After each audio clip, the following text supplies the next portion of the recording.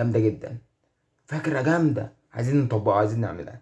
احنا نجيب الاستاذ مرتضى منصور، ونجيب عمرو اديب، ونجيب رضا عبد العال، ونجيب كل الناس اللي السنتها جميله قوي دي على الساحه الرياضيه، نجيبها، انت فاهم ازاي، ونحطهم في ساحه كده لوحدهم، انت فاهم، ساحه شعبيه، حلو، ونعمل ما بينهم مباراه. يا ترى مين هيقدر يشتم التاني اكتر؟ يا ترى مين هيقدر يقول الفاظ جديده؟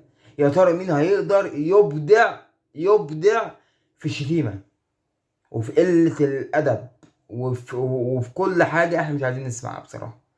دي فكره جامده، نتخلص منهم كده، نحط البيض كله في سله واحده، انت فاهم، نجيبهم نلمهم كلهم كده ونحطهم في ساحه مع بعضهم، ويلا بقى عيشوا حياتكم. عيشوا حياتكم يا عم، بدل ما كل يوم والتاني فيديو رضا عبد العال مش عارف يرد على شتيمة مرتضى منصور، الحق عمرو اديب بيهزق مرتضى منصور، الحق مرتضى منصور بيمرمط رضا عبد العال وعمرو اديب. يا جدعان زهقنا يا جدعان، مش كده يعني.